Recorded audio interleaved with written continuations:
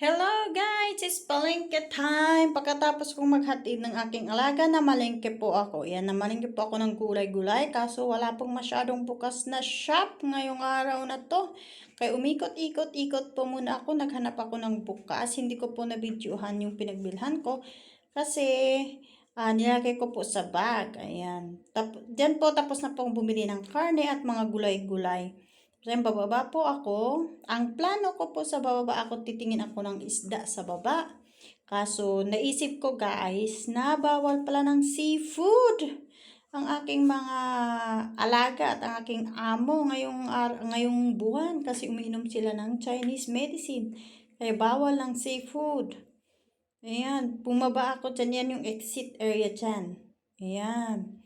Kaya hindi na ako bumili ng seafood. Bala ko pa man din bumili ng isda o kayong clams pang sabaw. Kasi nag-isip ako, bawal pala seafood. Ayan, bibili ko ng seafood. Spices and ingredients. Lumabas na po ako dyan. Pupunta po ako sa Kaibu. Kasi bala kong bumili ng prutas. Kasi mura prutas ang aking talaga. Prutas guys. Ayan. Ito yung Kaibu. May mga prutas sila dito. Kaso nung tumingin ako.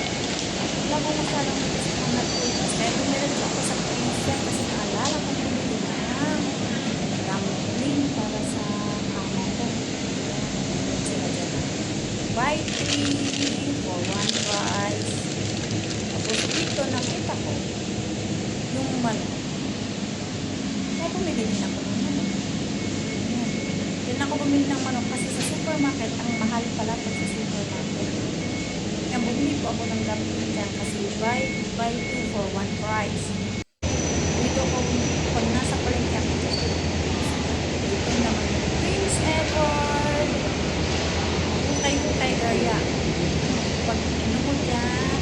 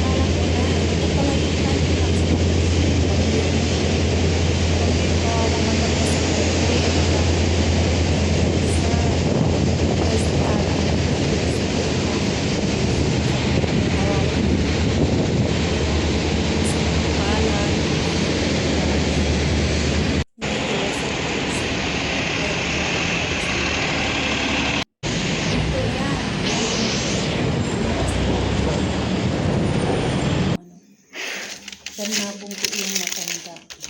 Ayan guys! At nakauwi na ako at ako'y gutom na gutom. Kaya yung tinira ng alaga ko sa baon niya, yun na lang inuram ko. Kasi gutom na talaga ako. Wala kasi akong kain sa umaga, nakape lang. Tapos nagtrabaho, tapos naghatid po ako ng baon ng aking alaga sa school. Kasi home lunch, ito yung mahirap sa lahat. Ang mag-home lunch ang alaga mo araw-araw kasi wala kang time. Kulang na kulang tapos malaki pa ang bahay ng amo. Wala ka talagang time. Ayan. Ayan guys. Pagkatapos ko po kumain dyan. Ayan guys. Kain ako ng kain para may lakas kasi may maghuhugas pa ako ng aking pinamalengke na manok at karne. Ayan.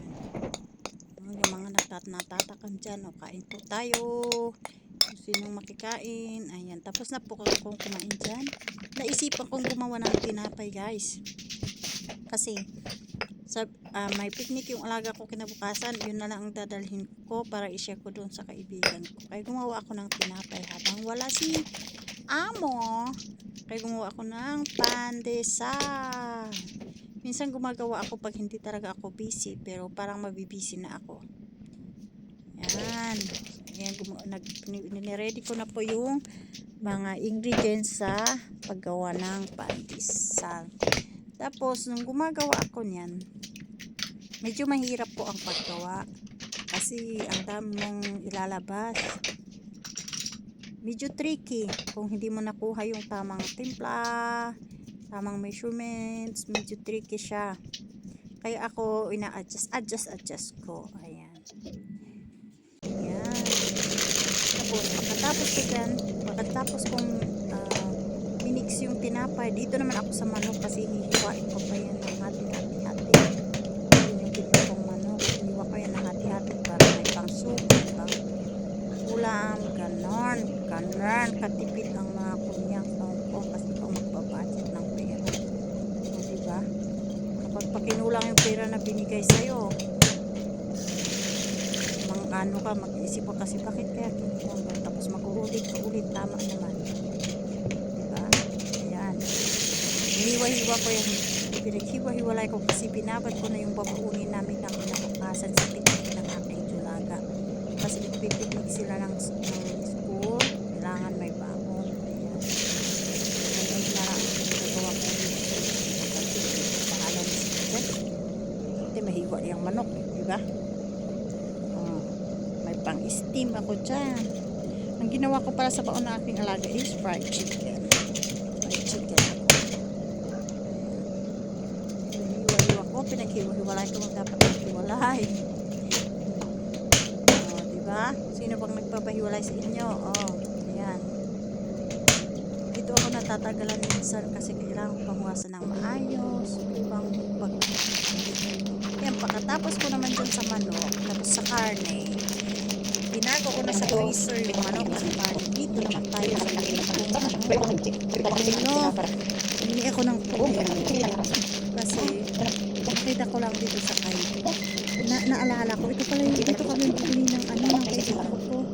Bulacan na kaibigan ko. Ng pomelo, tapos masarap siya. Kaya sinubukan ko. Sabi ko, piti nga ako. Ano siya, $11. Medyo mahal din. Okay na yun. Tapos yan. Inuwi ko, sabi ko, ito na lang ang merienda ng alaga ko pag niya. Para hindi laging tinapay. Ayan. So, linisan ko. Tapos ako din naman ang kumain. Pero nung pagbiak ko, iba ang kulay. Sabi ko ba, baka iba.